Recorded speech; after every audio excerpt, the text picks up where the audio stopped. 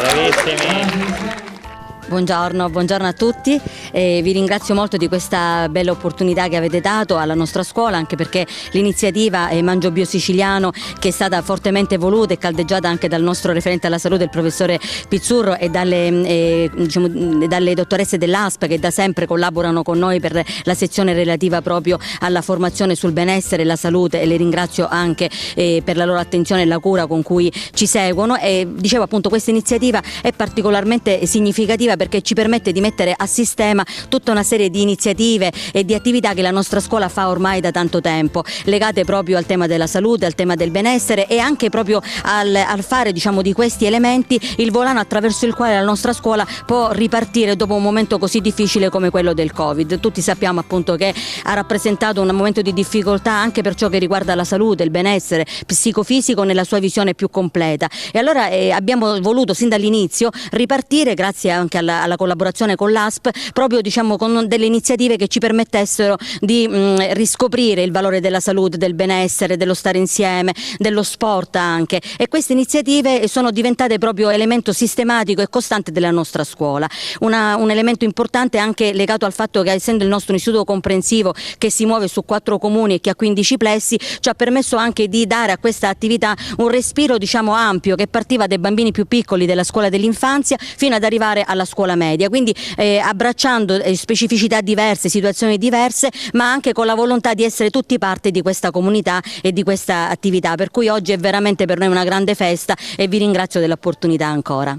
Abbiamo visto aprire questa giornata con gli alunni dell'istituto comprensivo, qui c'è la sicilianità, si respira.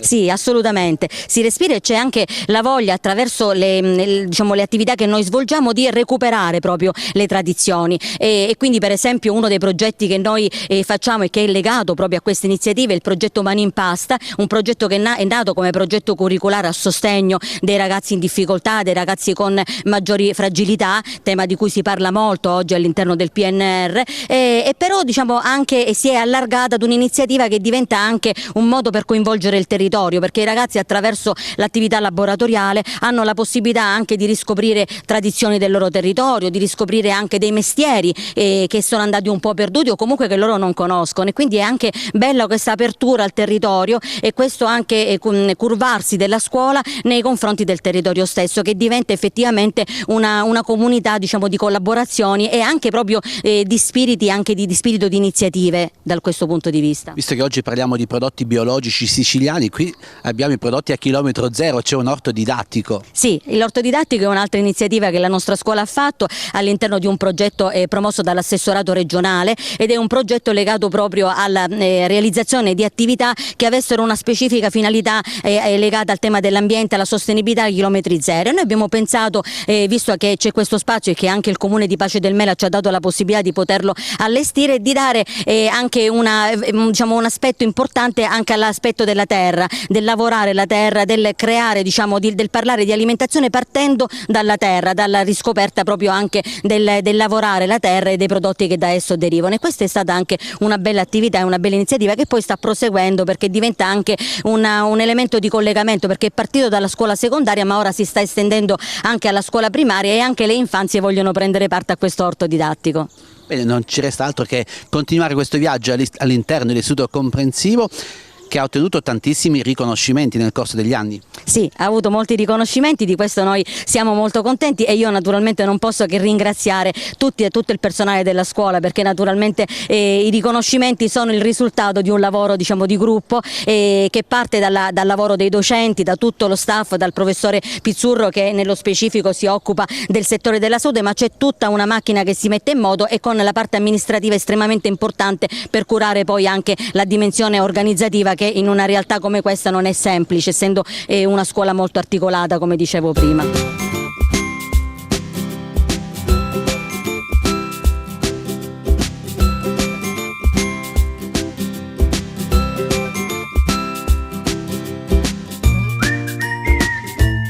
Ai nostri microfoni l'assessore alla pubblica istruzione del comune di Pace del Mela, Rosalia Romano.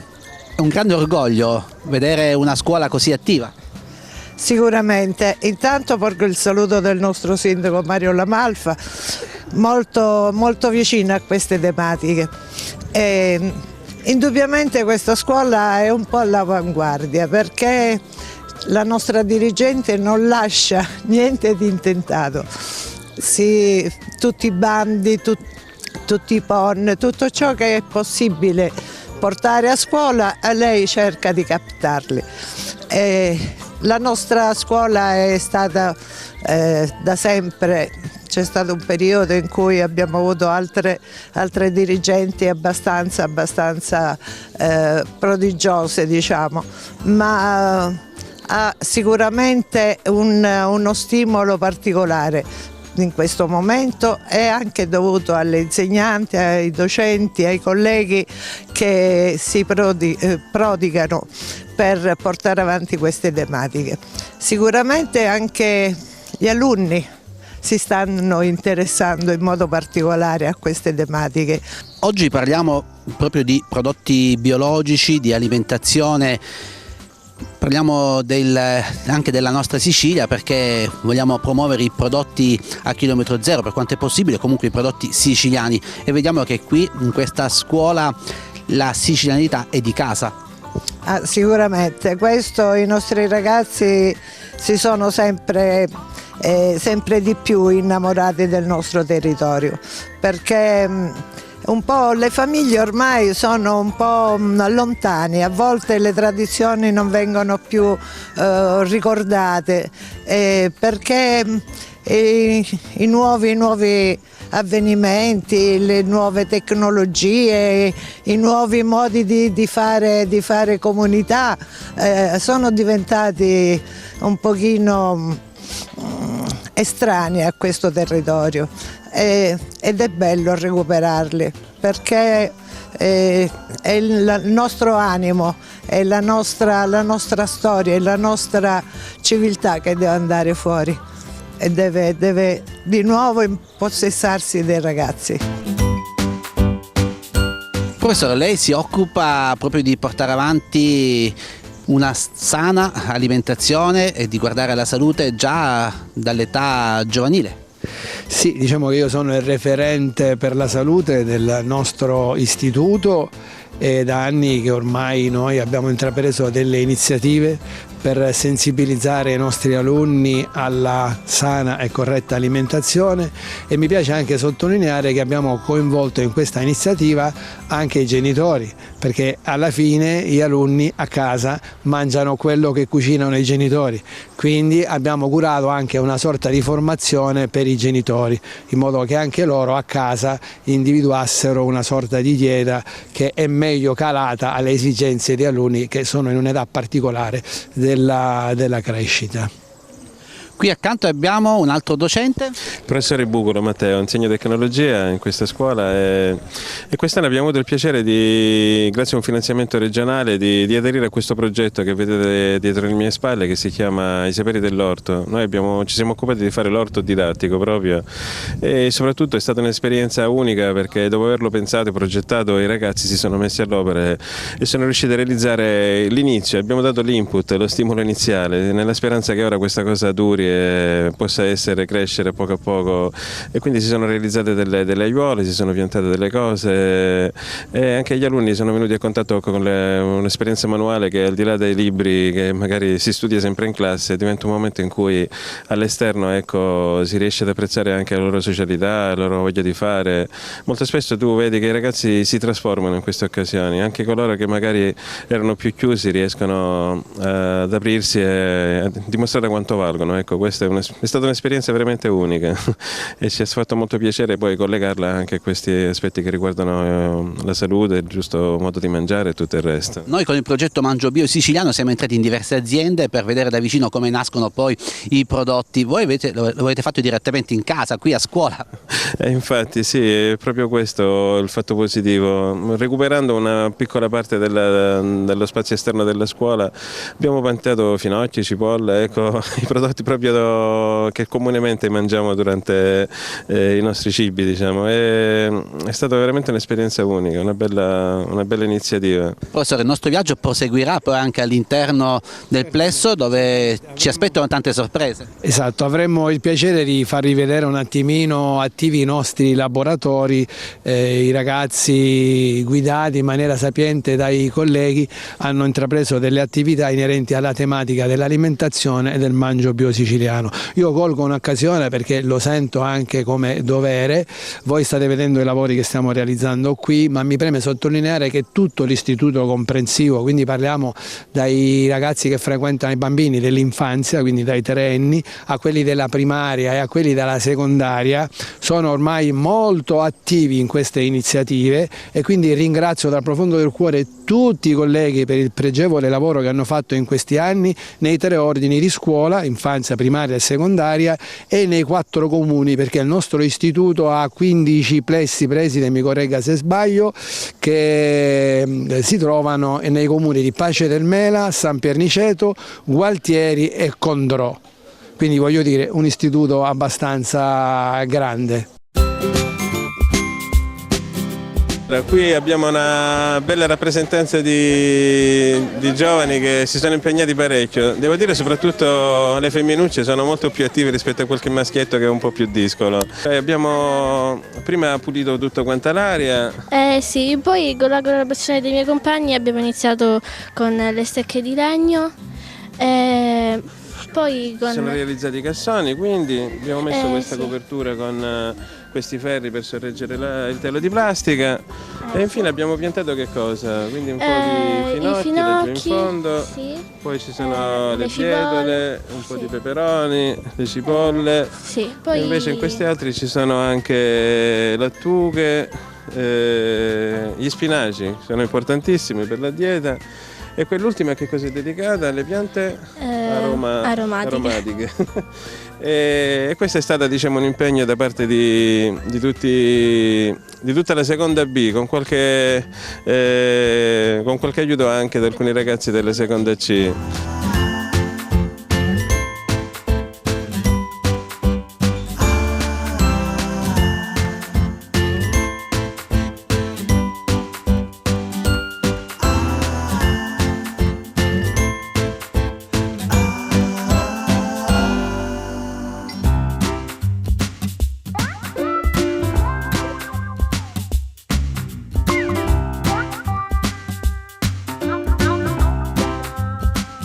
E siamo in compagnia della segretaria Angela Bilardo, una scuola molto attiva, quella di Pace del Mela.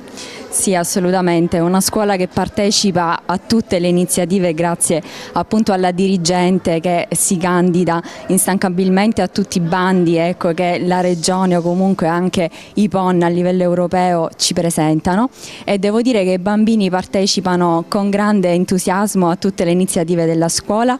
Ecco, infatti sono molto contenti di far parte della nostra scuola e di prendere parte a tutte le iniziative che come oggi si stanno svolgendo e si svolgono diciamo molto spesso all'interno della nostra scuola, e noi ne siamo veramente entusiasti.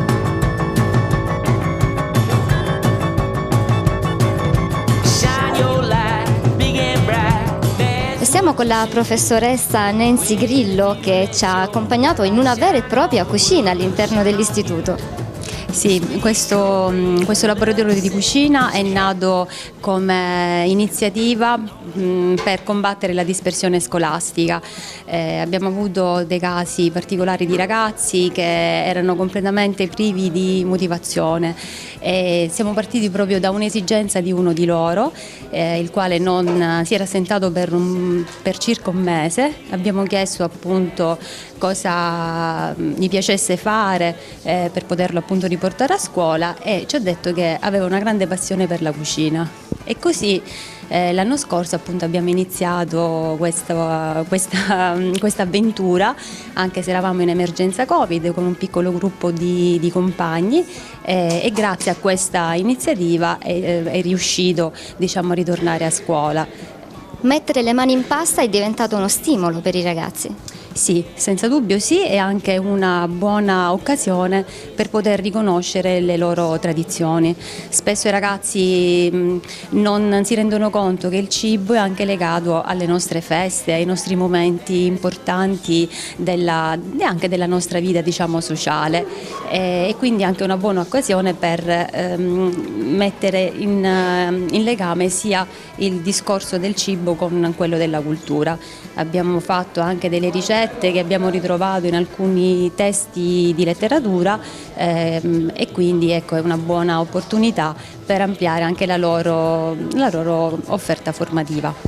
Come viene utilizzato questo spazio nello specifico?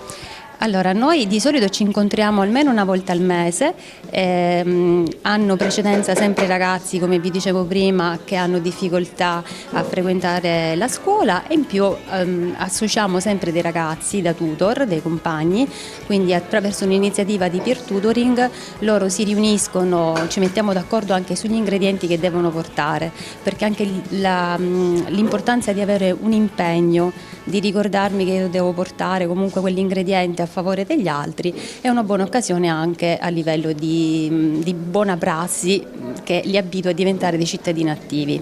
È una buona occasione anche per scoprire delle attitudini che magari non si sapeva di possedere? Sì, senza dubbio sì, anche perché appunto queste attività laboratoriali sono destinate anche a quello che è l'orientamento. I ragazzi di scuola secondaria di primo grado devono prendere a 13 anni una scelta che poi condizionerà anche la loro vita. Infatti anche questo laboratorio diventa una buona opportunità per far chiarezza su cosa poi un domani poter svolgere. Giovanni, cosa preparate di buono oggi? Prepariamo dei pasticciotti alla marmellata di arancia. Per l'impasto dei pasticciotti mettiamo in una ciotola 500 g di farina, 200 di zucchero e 200 di strutto, poi aggiungiamo 2 uova e mentre che impastiamo aggiungiamo scorza di limone e una mezza bustina di lievito. Dopodiché creiamo una palla di impasto, la dividiamo in pezzi e la stendiamo col mattarello. Creiamo 2 cerchi e gli mettiamo in uno la marmellata e con l'altro lo ricopriamo, creando così la forma del pasticciotto. Hai mai provato a ricreare questa ricetta a casa con la tua famiglia? Ci volevo provare, però non ho avuto il tempo. Marta l'ha fatto. Vedo che fate tutto a mano, è bello impastare, avere un contatto con gli ingredienti. Sì, certo, è molto bello. Avete scoperto che vi piace la cucina qui a scuola? Sì, molto. Cioè, la professoressa ci ha dato anche, ci ha fatto amare la cucina a scuola. Cosa amate di più di questo spazio e dei momenti che passate qui? Anche per esempio quei momenti di scherzo in cui comunque cuciniamo, che ci stanno sempre per tenere il morale sempre allegro, e anche quando la professoressa comunque ci dà delle indicazioni, è bello scoprire nuovi modi di poter cucinare o nuove ricette che non sapevamo di conoscere.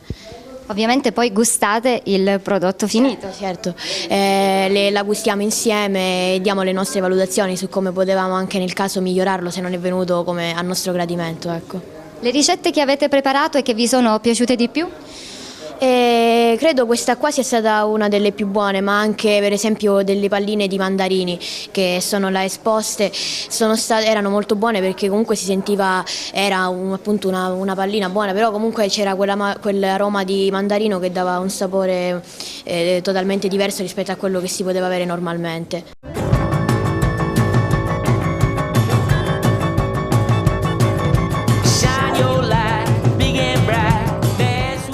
E continuiamo il viaggio all'interno del plesso scolastico, siamo in compagnia della professoressa da campo Sabrina. Io insegno lettere, quindi qui ci troviamo nella sala lettura, l'angolo delle storie, che è il luogo che noi docenti insieme agli alunni utilizziamo per leggere, ascoltare e raccontare delle storie. In questi ultimi giorni abbiamo sentito parlare tanto quindi di alimentazione sana, quindi di prodotti biologici, ma noi qua vogliamo offrirvi qualcosa in più, perché le attività che abbiamo svolto insieme ai nostri ragazzi, le letture, tutto ciò che abbiamo preparato, mirano a mettere in evidenza la stretta correlazione unione tra cibo, storia, cultura e letteratura. La cultura del cibo, in modo particolare per noi siciliani, è un elemento importante. Il cibo diventa una ricchezza tale da diventare il protagonista di quelle che sono le domeniche passate insieme a nonni o le serate insieme agli amici, e noi questo vogliamo dimostrare, quindi che il cibo diventa un elemento che mira a creare un ambiente conviviale in cui tutti si possono sentire amati, in cui tutti si possono sentire a proprio agio.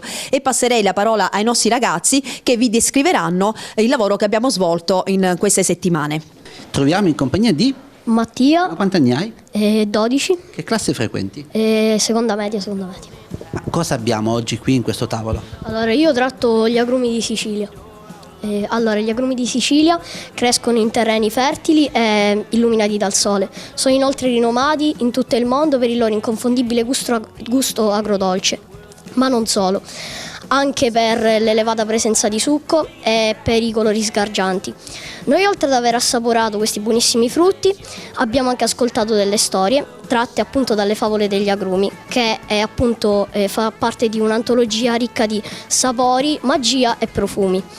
Abbiamo scoperto perché la vitamina C fa così tanto bene, ma non solo, abbiamo anche scoperto che il pomelo non è soltanto un frutto, ma anche un commissario di polizia che ha risolto un caso di frutticidio. Abbiamo conosciuto l'intrepido cuor di limone, Mumbia e Formichella e altri personaggi che provengono da questo mondo magico e fatato. Bravissimo, grazie. Come ti chiami? Aurora. Quanti anni hai e quale classe frequenti? Ho 12 anni e frequento la seconda media. Qui vediamo il pane siciliano con i grani siciliani. Allora, io parlo del rito della merenda. Quello della merenda è un rito tipico siciliano e quindi dell'Italia in genere, infatti caratterizza l'alimentazione italiana del nostro paese e dei paesi mediterranei. La parola merenda deriva dal latino merere, che significa proprio meritare, quindi era un pasto che bisognava guadagnarsi. Le sue radici affondano nelle tradizioni della civiltà contadina del primo Novecento. Infatti veniva dato questo pasto come ricompensa ai contadini per il loro duro lavoro e serviva per apportare i giusti nutrienti per dargli forze per lavorare. Ovviamente la merenda dei nostri nonni era ben diversa da quella che facciamo noi oggi. Noi mangiamo magari merendine confezionate, beviamo succhi confezionati, mentre il protagonista principale della merenda dei nostri nonni era proprio il pane, condito con diversi ingredienti tipici della cultura siciliana, sia dolci che salati. In questo tavolo troviamo il pane con lo zucchero e il pane con l'olio e il sale. Quindi possiamo facilmente preparare anche la merenda a casa. Esatto. Tu preferisci il salato o il dolce? Il salato. Come ti chiami? Rita. Che classe frequenti e quanti anni hai?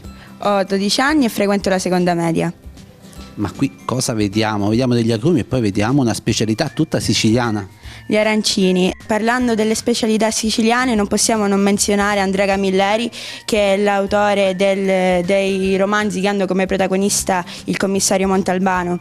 Infatti il commissario ama molto i cibi della tradizione siciliana, cucinati dalla sua cameriera Talina oppure dal suo ristorante di fiducia.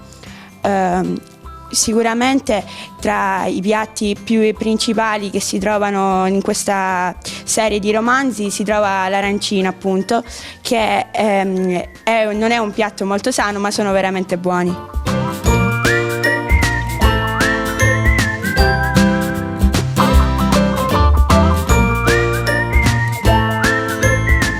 Abbiamo sentito gli alunni hanno le idee ben chiare. Assolutamente sì. Io vorrei sottolineare un aspetto a cui tengo tantissimo. Molte volte si parla dei ragazzi e del loro forte attaccamento oggi ai prodotti tecnologici, internet, i social. Invece ancora oggi, forse più di prima, è importante il momento della lettura condivisa e di testi che ancora appassionano i nostri ragazzi. Quindi non diamo per scontato che i ragazzi di oggi non amino leggere e che già hanno scoperto tutto grazie a internet e ai social. Un buon libro cartaceo da leggere tutti insieme è un momento di condivisione, è un momento che regala sempre nuove emozioni a tutti, a noi docenti e anche a loro.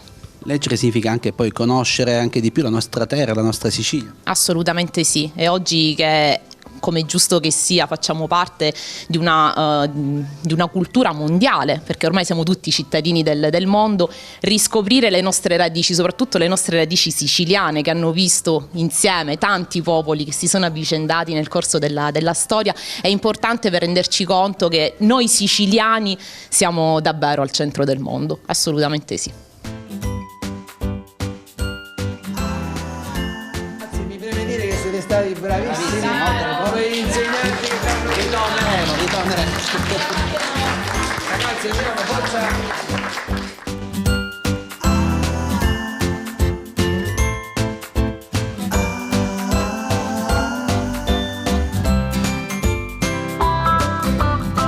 Buongiorno, siamo qui nel laboratorio di arte. Come vedete i nostri ragazzi sono qui in attività, stanno lavorando e stanno lavorando su un messaggio importante, che è il messaggio dell'alimentazione e anche degli elementi importanti che sono gli elementi della Sicilia, l'alimentazione proprio della Sicilia. Il bio siciliano, ecco, parte dalla rappresentazione un po', se vedete, un po' delle arance, della melagrana, e poi andiamo anche a vedere altre immagini che rappresentano proprio l'alimentazione spazzatura chiamata. I ragazzi ora vi faranno, come dire, vedere un po' le attività che stanno svolgendo e parleranno anche del cibo nell'arte.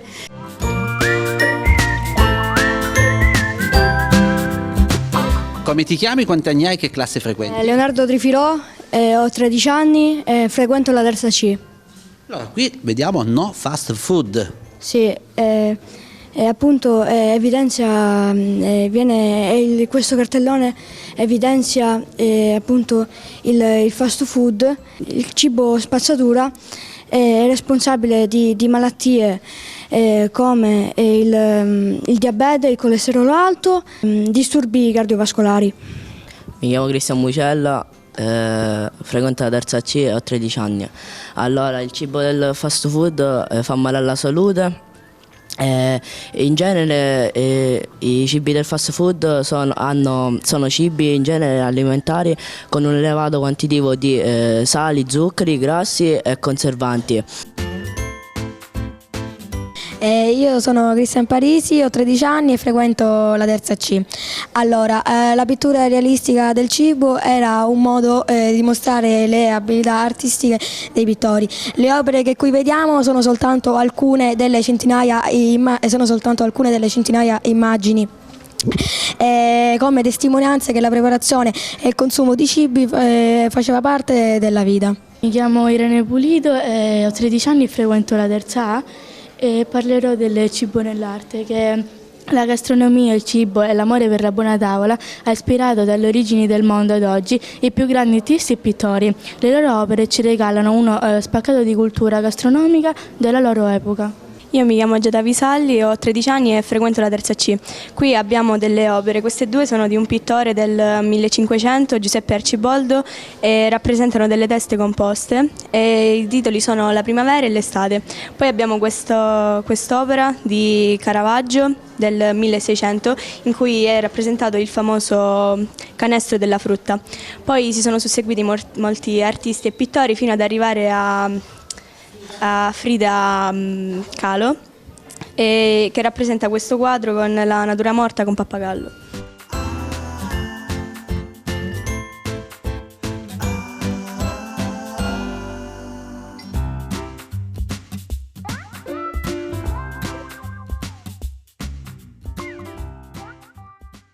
Io mangio bio siciliano, guadagno salute, sostengo un'economia locale e rispetto l'ambiente.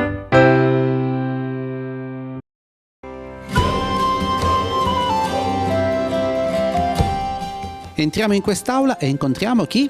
Andrea Santimazzeo. Quanti anni hai e che classe frequenti? Allora, io ho 13 anni e frequento la terza B dell'Istituto Comprensivo Guglielmo Marconi di Paci del Mela. E qui in questa scrivania cosa abbiamo? Allora, in questa scrivania sono presenti 4 schede. La prima scheda, che si intitola La salute viene mangiando, ci porta ad esaminare la nostra alimentazione, come ci nutriamo, e poi ci porta, in base a un vario punteggio, ad vedere se noi facciamo un'alimentazione sana, un'alimentazione su un buono percorso però ancora non è del tutto sana, oppure un'alimentazione sbagliata che va corretta.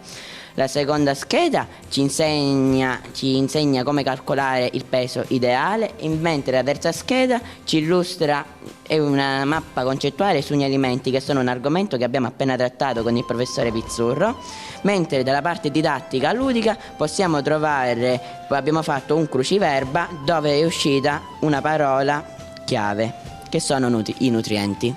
Ma sappiamo che avete anche vinto diversi premi, tra questi uno in particolare per un cortometraggio che avete realizzato. Sì, abbiamo vinto il premio Troisi e siamo arrivati ai primi classificati perché abbiamo fatto un cortometraggio dove il nostro compagno Gabriele era il direttore di questo telegiornale e ognuno di noi era un corrispondente.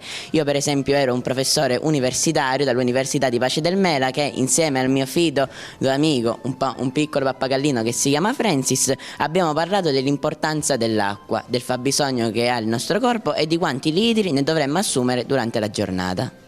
Bisogna bere quindi molto durante la giornata? Sì, complessivamente dovremmo bere al giorno 2,5 litri d'acqua, tra cui 1,5 o 1 litro bisognerebbe introdurlo solo bevendo liquidi, mentre l'altra parte viene introdotta globalmente mangiando soprattutto frutta e verdura di stagione.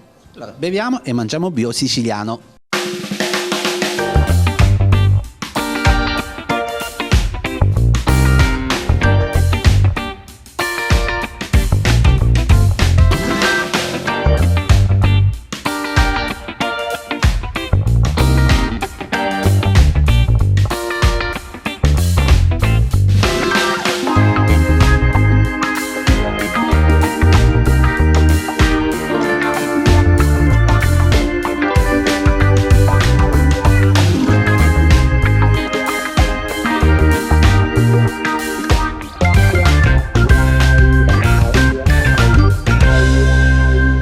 Qui ci troviamo all'interno di un laboratorio.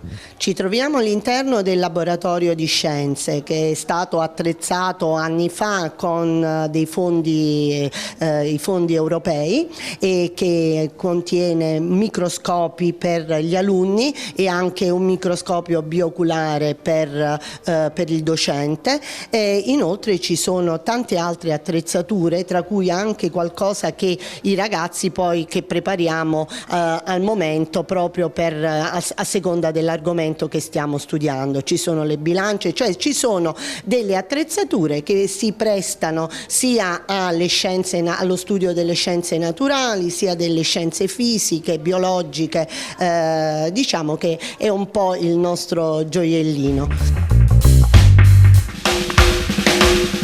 Mi chiamo Russo Caterina della terza A e oggi le alunne Aurora e Carola vi spiegheranno nel dettaglio la presenza dell'amilasi in vari di questi alimenti.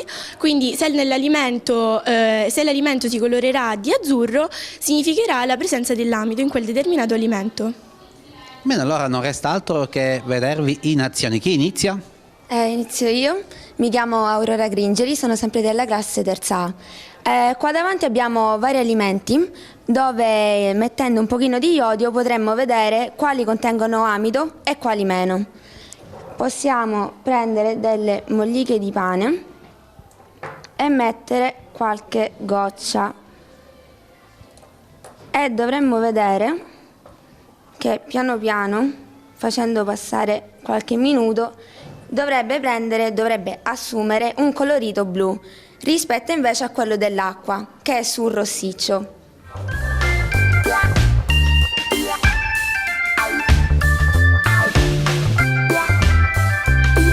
Qua invece il kiwi, che noteremo che non contiene amido, quindi non assumerà il colore blu, che invece prenderà il pane, la patata e la farina.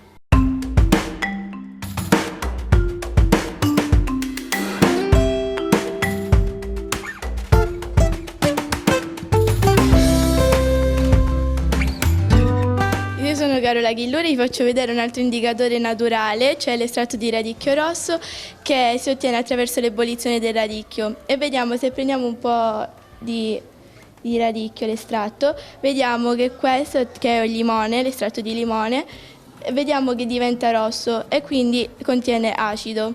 Mentre se noi, come ad esempio anche nell'aceto, mentre se noi le mettiamo nel bicarbonato vediamo che diventa blu, quindi la sostanza è basica. Cosa volete fare da grandi nel futuro? Avete già le idee chiare? Allora, io sì, ho il medico e la scienziata. Io pure il medico di neurofisiopatologia o medico legale. Ad esempio, le patate di sopra hanno assunto un colorito bluastro, mentre nel kiwi l'acqua non è cambiata di tanto.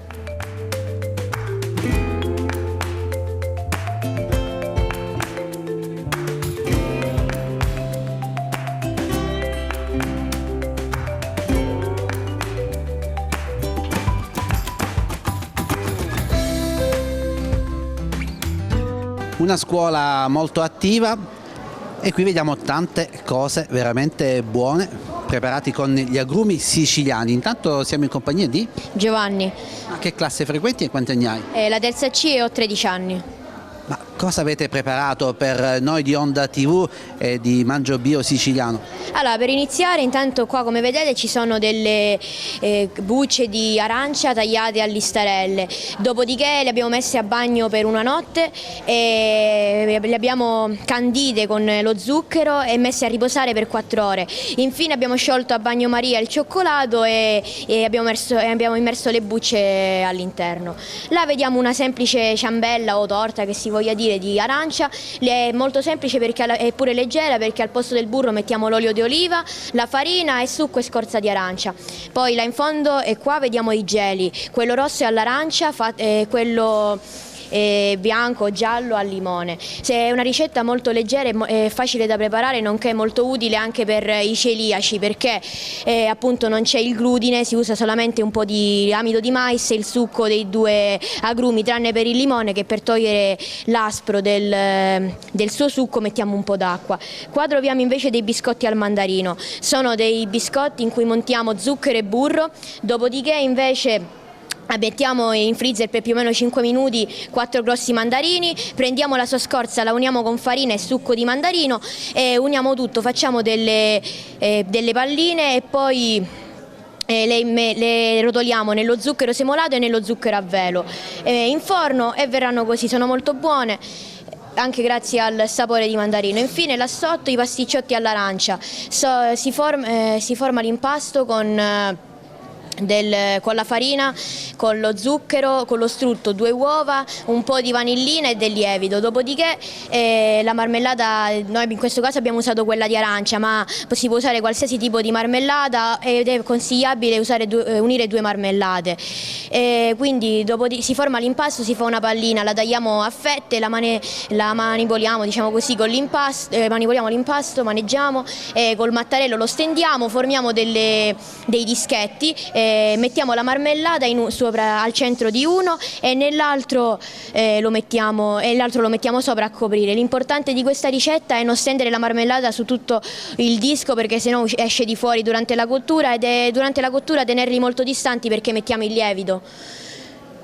Quindi vediamo tanti prodotti realizzati in casa, ottimi, ideali per una colazione o una merenda. Sì, infatti comunque alla fine sono tutti molto leggeri, diciamo tranne i pasticciotti in cui usiamo lo strutto, che infatti i pasticciotti sono sono il cibo più calorico tra questi, ma tutti gli altri hanno un basso contenuto calorico, usiamo prodotti della nostra terra, agrumi, prodotti che in questo momento li troviamo dappertutto, troviamo alberi di arance, di limoni o di mandarini dappertutto, quindi dico sono molto semplici da preparare, sono molto semplici, quindi possiamo fare anche in casa, qua a scuola, se vogliamo li possiamo incontrarci e così portarli ad una festa.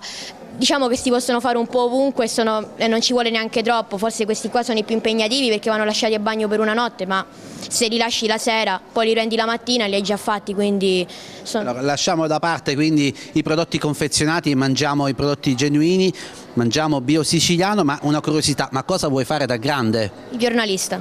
Giornalista, bravissimo, e allora poi ti cederò il microfono. Grazie.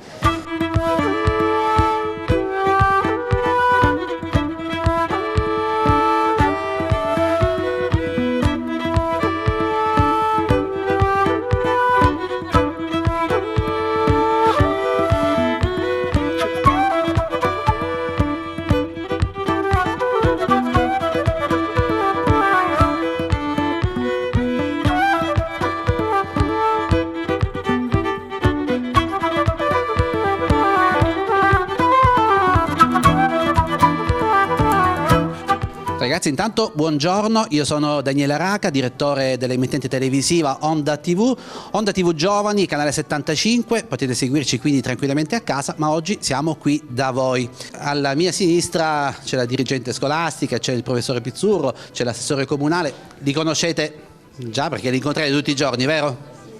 Invece vi presento chi c'è alla mia destra.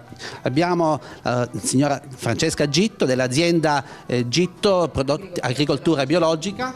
Siamo impegnati nel nostro territorio appunto a produrre frutta e verdura secondo i canoni dell'agricoltura biologica. Un'azienda che si trova proprio qui vicino.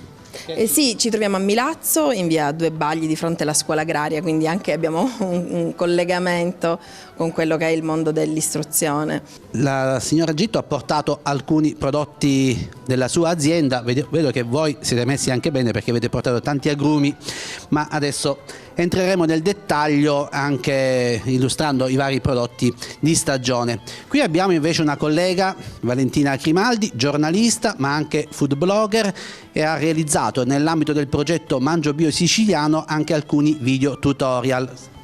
Sì, vedremo tra poco alcune ricette che potrete poi eseguire a casa insieme alla vostra famiglia e saranno anche commentate dalle dottoresse per capire un po' come sono state formulate al fine di essere abbastanza nutrienti oltre che buone.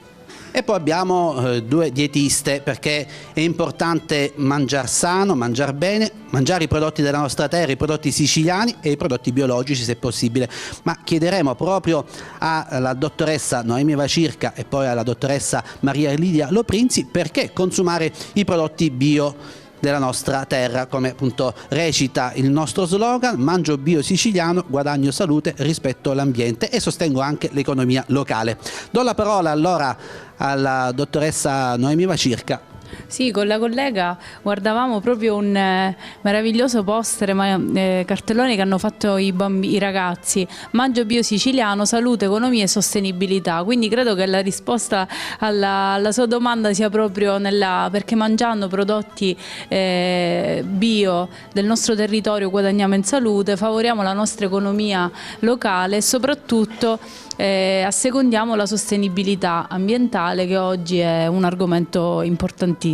E sappiamo tutti che la nostra amata dieta mediterranea è la dieta migliore che bisogna utilizzare normalmente, no? Come alimentazione, che fa parte del nostro stile di vita quotidiano e che è anche sostenibile. Cosa significa mangiare mediterraneo? Cosa significa stile mediterraneo? Significa fare una buona colazione, significa fare dei pasti sani durante la giornata, significa mangiare e consumare solo prodotti del territorio di appartenenza, quindi per esempio come grasso da condimento l'olio extravergine di oliva, che è l'unico grasso che può essere utilizzato, no? Lo sapete bene, ne abbiamo parlato nell'arco degli anni e continuerete a parlarne anche attraverso i vari progetti e le attività che farete con i vostri insegnanti e anche in questa occasione. Il pesce azzurro locale è anche stagionale, perché anche il pesce azzurro ha una propria stagionalità, e poi ancora i cereali integrali, i legumi, la frutta e la verdura che qui vediamo, no? Quella stagionale e locale che ci hanno fornito e che ci hanno portato proprio per farvela vedere e per farvi capire quanto è utile.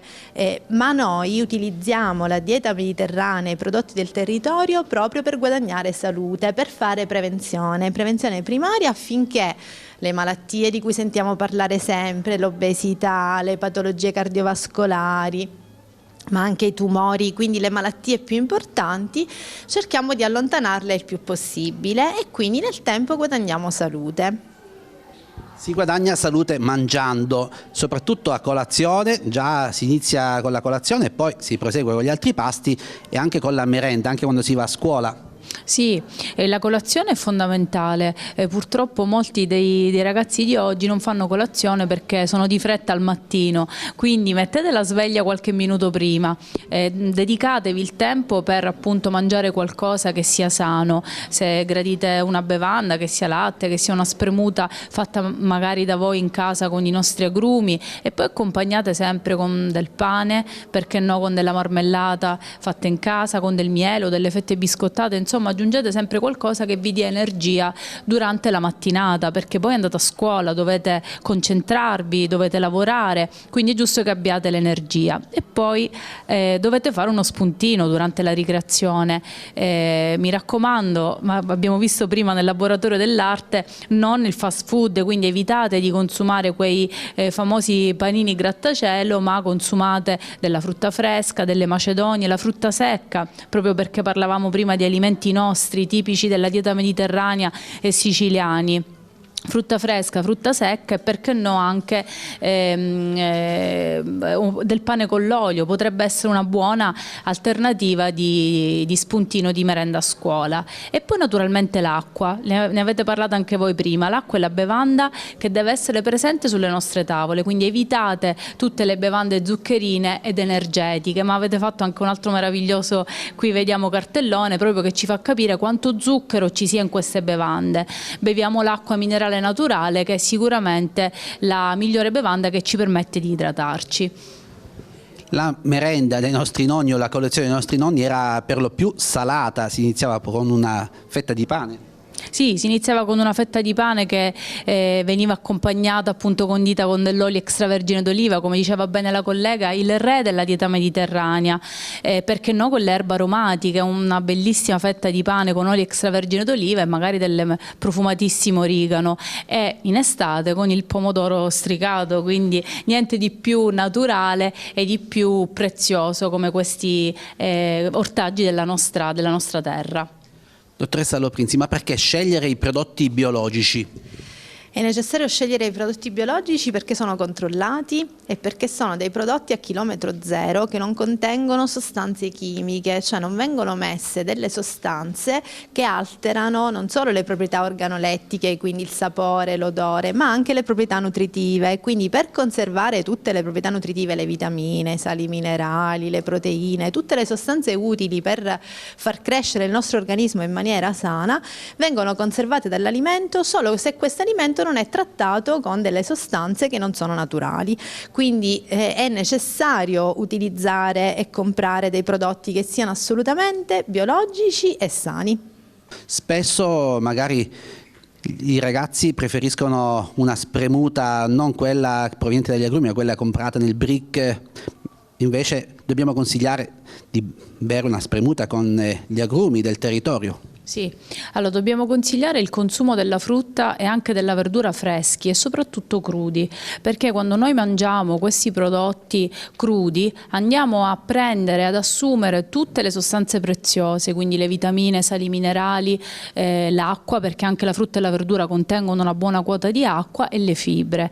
Se andiamo a bere il brick del succo di frutta industriale, praticamente tutte queste sostanze le andiamo ad abbattere, perché per fare un succo di frutta ovviamente bisogna che la frutta venga trattata, venga pastorizzata, quindi tutte le vitamine e i sali si distruggono, così come anche le fibre. Voi fate un esperimento, provate a mangiare un'arancia o a sgranocchiare una mela e bevete un succo di frutta. Il succo di frutta lo bevete in un attimo, in un sorso, non vi ha dato nessun senso di sazietà, mentre se mangiate l'arancia, se sgranocchiate, ancor meglio con la buccia ben lavata, una mela, avete già un grande senso di sazietà. Questo secondo voi perché? Cosa c'è dentro la frutta? Sono le vitamine, i sali? Può dare senso di sazietà. Ci sono anche gli zuccheri che vi danno energia, ma il senso di sazietà è dato particolarmente dalle fibre, che nel succo di frutta invece non troviamo completamente. Un'altra buona alternativa di merenda potrebbe essere però una spremuta fatta in casa, quindi se noi prendiamo i nostri agrumi e li spremiamo al momento e gustiamo questa bevanda, abbiamo preso sicuramente delle vitamine, abbiamo preso dei sali e degli zuccheri, che in questo caso sono degli zuccheri buoni, perché sono degli zuccheri che vengono dalla frutta. Quindi fatevi ambasciatori, quando arrivate a casa portate gli insegnamenti che ricevete qui a scuola.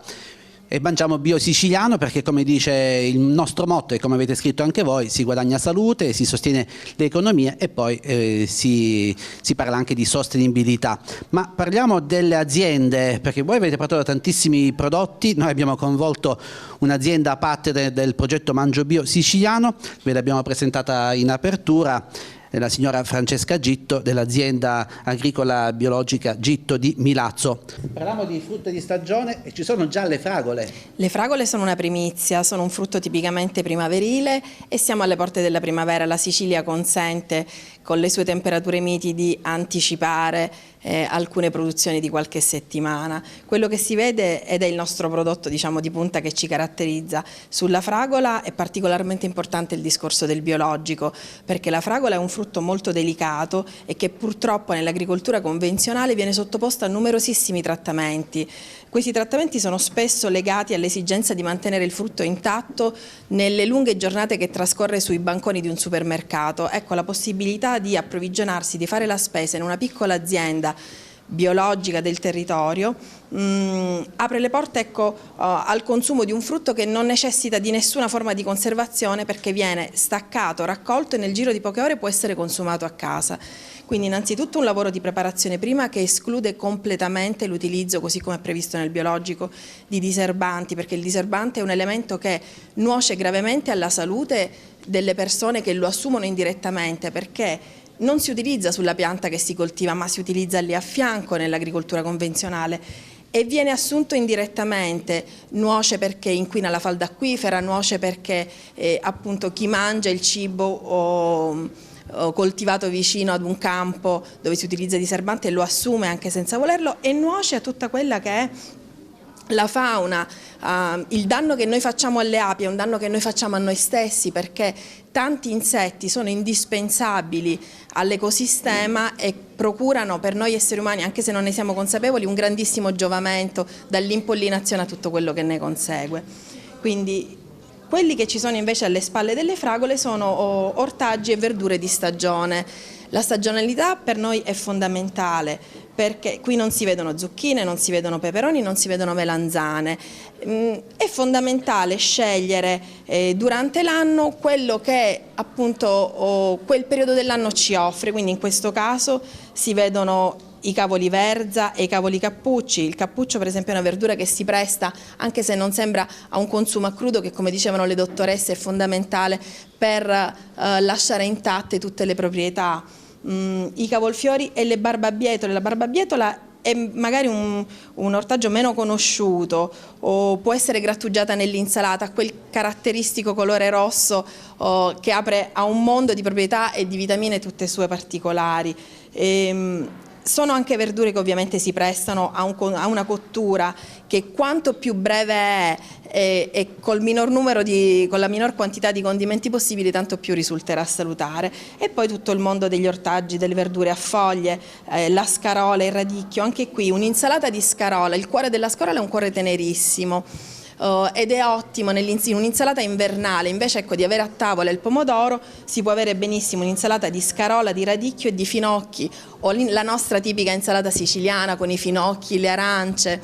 Quindi sono gusti tutti da riscoprire, e in ognuno di questi ortaggi appunto l'elemento fondamentale per quanto ci riguarda è la freschezza, l'assenza di prodotti chimici di sintesi, quindi non si coltiva utilizzando medicinali, si possono, utilizzando fitofarmaci, si possono utilizzare dei macerati di ortica. Ci sono tanti prodotti nell'agricoltura biologica che consentono di mantenere la pianta in salute senza avvelenare chi la consuma, l'ambiente, e quindi l'agricoltura biologica come motore di salute e di economia nel territorio. Noi per esempio riforniamo sì i supermercati di biologico, ma soltanto all'interno della nostra regione. È una scelta avere la possibilità di raccogliere, consegnare e far consumare alle persone in giornata un prodotto.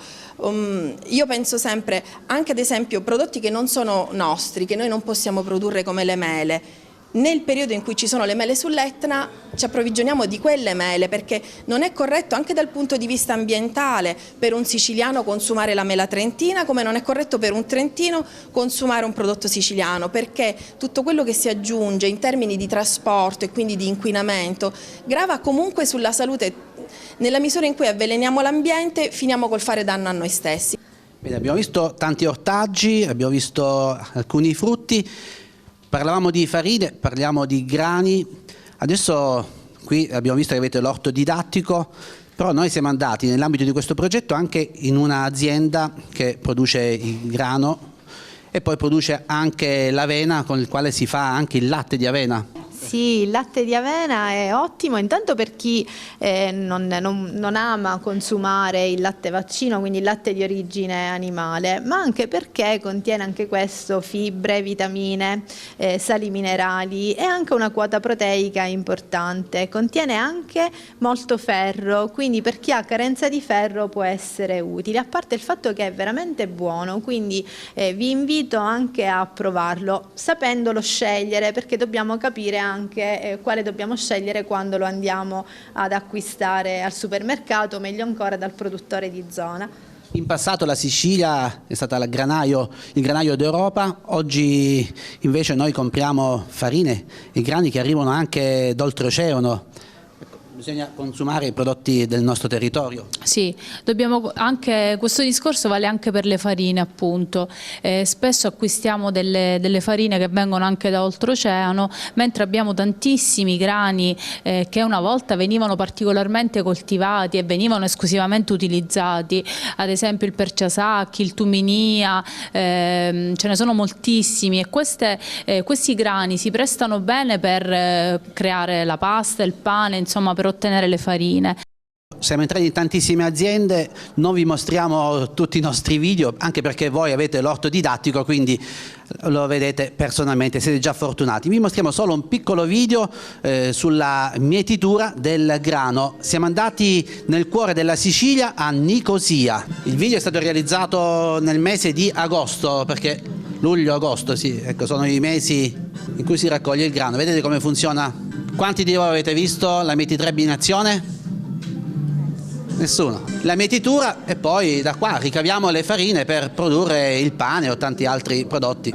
Passo la parola a Valentina, una collega giornalista ma anche una food blogger. Lei prepara tanti piatti con i prodotti siciliani. Ecco, in quella giornata con l'azienda Casalene abbiamo visto come si ottiene la farina di avena, ma anche il latte di avena. Con l'avena nello specifico molte volte possiamo realizzare tanti di quei dolci per la colazione e gli snack, che c'è solo l'imbarazzo della scelta. Tra poco vediamo appunto la realizzazione di barrette energetiche. I supermercati ne sono pieni, ce ne sono di diverse tipologie, spesso anche costose, ma di sicuro non naturali. Quindi tra poco vediamo queste barrette realizzate a casa anche con l'aiuto di un bambino di appena 8 anni. 9 anni. 9 anni, è vero. Quindi vediamo quanto appunto è facile. La prima cosa da fare è sminuzzare grossolanamente mandorle e nocciole già spellate. Ad esse possiamo poi aggiungere anche i mirtilli. In una pentola versiamo l'olio di semi e il miele.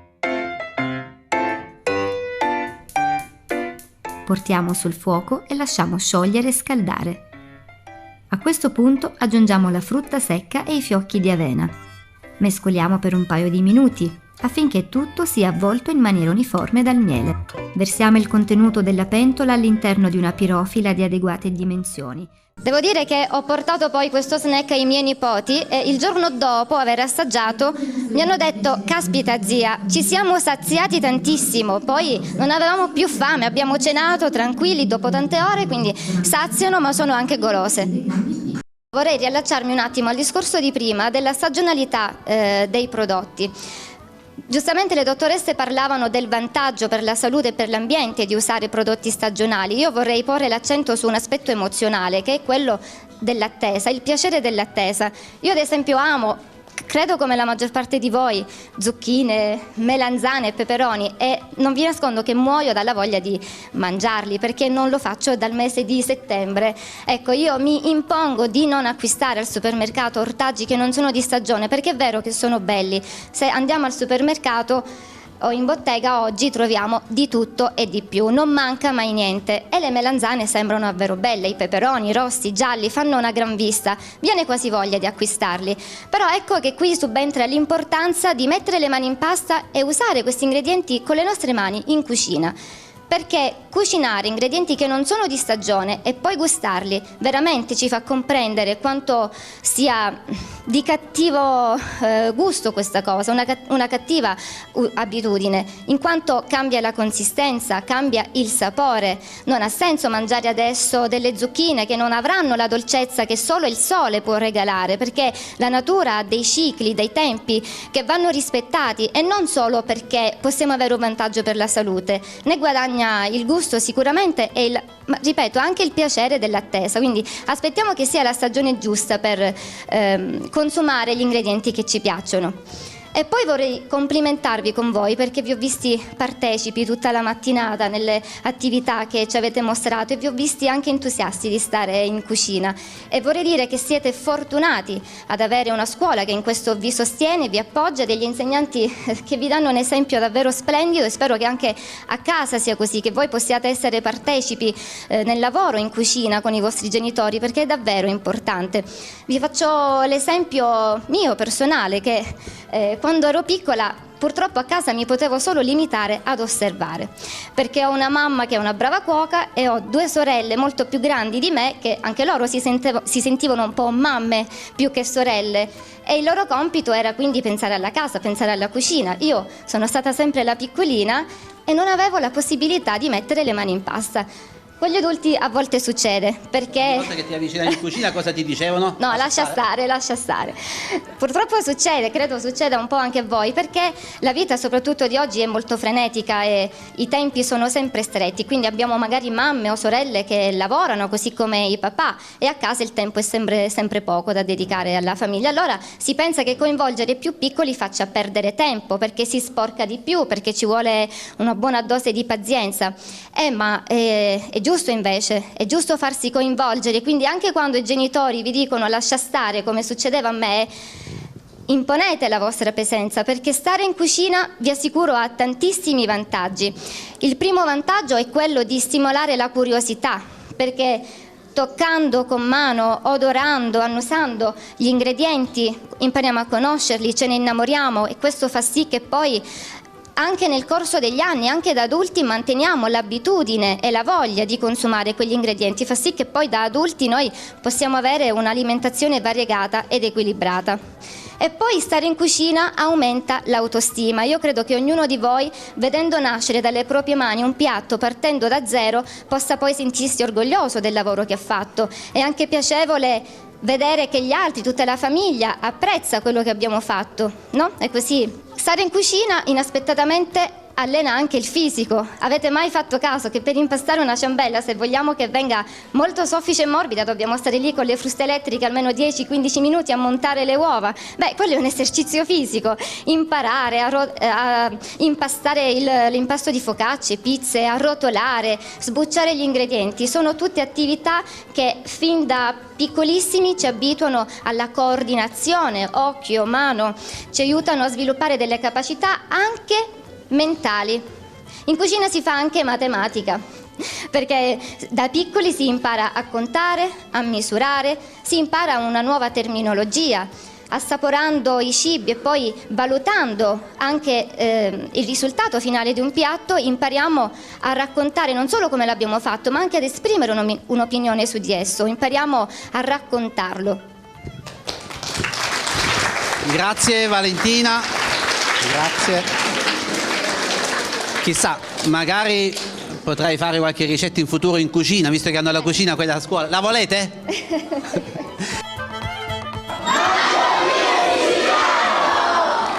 Bravi.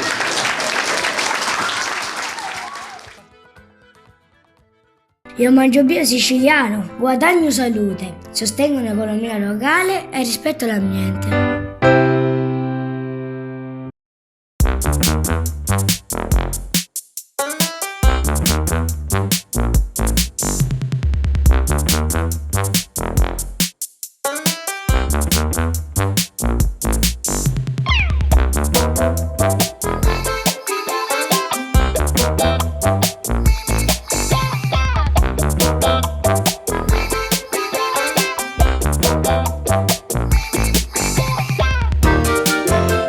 Fare Fare agricoltura biologica è una scelta importante, direi che è anche una missione di vita e questo significa anche spendersi, impegnarsi per trasmettere determinati valori soprattutto alle generazioni più giovani, divulgare l'importanza dell'attività che si porta avanti e del modo in cui questo lo si fa. Infatti oggi la vediamo qui a scuola in questo incontro con i ragazzi, devo dire molto interessati, molto partecipi, e ha portato anche un esempio di verdure stagionali. Sì, certamente. Il rapporto con i bambini e con i ragazzi è fondamentale perché abbiamo modo di veicolare un messaggio. Quello che noi facciamo concretamente tutti i giorni i bambini lo possono toccare con mano. Qui in particolare oggi abbiamo portato ortaggi di stagione che si prestano appunto per la cucina invernale. Non sempre sono ortaggi tutti conosciuti ai bambini o anche ai genitori, però è fondamentale trovare il modo di inserirli nell'ambito di un'alimentazione varia affinché sia più equilibrata possibile. Ci sono le cime di rapa che rappresentano un condimento splendido per la pasta o un contorno molto salutare, sono piccole infiorescenze molto tenere che si lavorano in 5 minuti, peraltro non sempre cucinare un ortaggio vuol dire dover avere necessariamente tanto tempo a disposizione, a volte veramente sono 5 minuti per sciacquare la verdura e 5 per la cottura che non deve durare tanto tempo, ecco, non è un sugo, non è un ragù, deve essere veloce per mantenere più intatto possibile il prodotto che si ha tra le mani. Le verdure invernali sono proprio quelle che magari i bambini non sempre gradiscono perché hanno un sapore o un odore forte, però poi tutto sta anche nel cucinarle in una maniera tale da renderle invitanti. Sono sicuramente verdure con una caratterizzazione molto importante, però ci può essere un giusto equilibrio tra ingredienti, abbinare che so, una verza alla patata, quindi sposare un gusto più forte e un gusto più delicato, o anche prepararli in un modo fantasioso, o possono essere le torte rustiche o le polpette. Certamente un piatto di verdura stufata per un bambino è una cosa un po' pesante, si tratta poi di mettersi un po' in gioco, un po' di fantasia e coinvolgere i bambini possibilmente anche nella preparazione del piatto, per cui una cosa che hanno cucinato loro sarà sicuramente più buona di una cosa che ha cucinato soltanto la mamma. Parlavamo di ortaggio, di ingredienti che non sono molto consumati semplicemente perché poco conosciuti. Sì, si tende purtroppo a restringere spesso il campo di quelli che sono gli ingredienti della cucina quotidiana, un po' per pigrizia, invece bisogna lasciarsi incuriosire, perché anche la presentazione di un nuovo piatto consente al bambino, comunque a chi gusta ciò che viene presentato in tavola, consente di sperimentare, anche di scoprire un campo inesplorato o limitarsi sempre. Io l'ho notato anche proprio nell'alimentazione dei bambini piccoli. Più si tiene limitato il campo dei gusti che vengono offerti, tanto più sarà limitato poi l'appetito e il desiderio di conoscenza a tavola, mentre bisogna essere curiosi, così come quando si va all'estero, scoprire le pietanze del luogo. A volte ci sono nel nostro territorio tantissimi ingredienti che ci possono aiutare a presentazioni fantasiose, e anche il gioco dei colori. Per esempio c'è la barbabietola che magari è poco conosciuta, ma la barbabietola ci consente sia di fare delle pietanze molto buone, può essere grattugiata a crudo in un'insalata dando questo colore rosso vivo, ma può essere anche cucinata al vapore, 2 fettine appena sbucciate per un condimento semplicissimo con olio, e può essere sempre con i bambini l'occasione per un laboratorio simpatico creativo, perché la barbabietola ha la caratteristica di tingere, dà un colore rosso intenso, e una grattugiatina di barbabietola consente di fare degli gnocchetti rossi che possono rendere un piatto, ecco, diverso.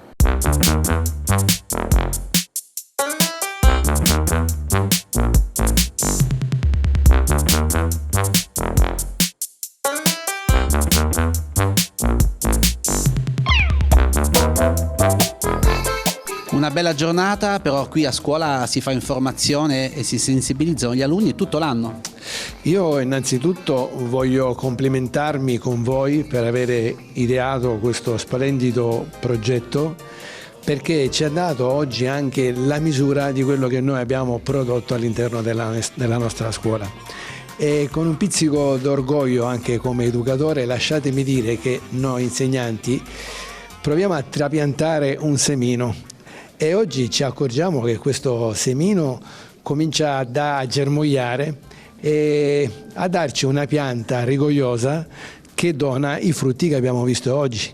Quindi vedere oggi i nostri alunni operosi, attivi nei vari laboratori, avere partecipato a questa iniziativa in una maniera così appassionata e interessata veramente riempie il cuore e dà senso a quello che noi quotidianamente siamo chiamati a fare. Quindi voglio dire la massima soddisfazione. Ho letto negli occhi degli alunni la soddisfazione, la gioia, l'interesse. Non ci nascondiamo, a volte si realizzano tante iniziative. E lasciatemelo dire, qualche volta i ragazzi si annoiano. Oggi non è una di quelle iniziative. Quindi complimenti a voi e complimenti a voi alunni che siete stati splendidi protagonisti. Bravi. Grazie. Complimenti quindi a tutti gli alunni, a tutto il personale docente e al dirigente scolastico. Grazie per averci accolto. Noi siamo felici di aver trovato una scuola così attiva qui a Pace del Mela.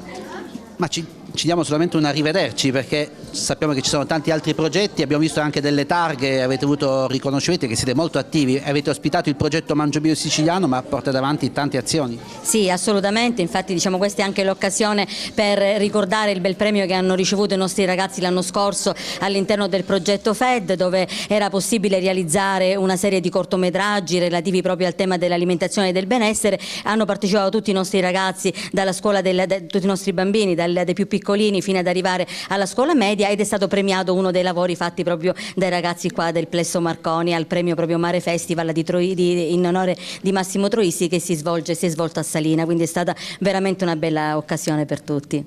Assessore, complimenti anche all'amministrazione comunale, perché avere una scuola così sul territorio è un merito di tutti. Complimenti principalmente alla dirigente, alle colleghe insegnanti e ai ragazzi che si sono proprio interessati, appassionati e che amano fare attività. Aggiungere una cosa, volevo ringraziare voi anche moltissimo, perché oggi abbiamo fatto formazione ma anche molta informazione. Mi collego a quello che diceva anche il professore Pizzuro, l'attenzione con cui tutti abbiamo seguito, non solo i ragazzi, anche noi, ed è proprio quell'idea di scuola sulla quale si insiste molto anche in questo momento, l'idea di quegli apprendimenti che sono formali, informali e non formali e che devono coniugarsi tra di loro. Quindi oggi voi avete dato anche a noi molto in termini di informazione e di formazione, quindi vi ringrazio. Il nostro viaggio all'interno dell'istituto comprensivo prosegue, perché andremo nella prossima puntata? Andremo a Gualtieri, presso la scuola secondaria di Gualtieri, che in questo momento ospita anche la secondaria di San Perniceto, dove ci aspettano i ragazzi che hanno anche loro realizzato delle attività, e poi saremo ospiti presso la mensa che si realizza all'infanzia di Gualtieri. Grazie a tutti voi per averci seguito.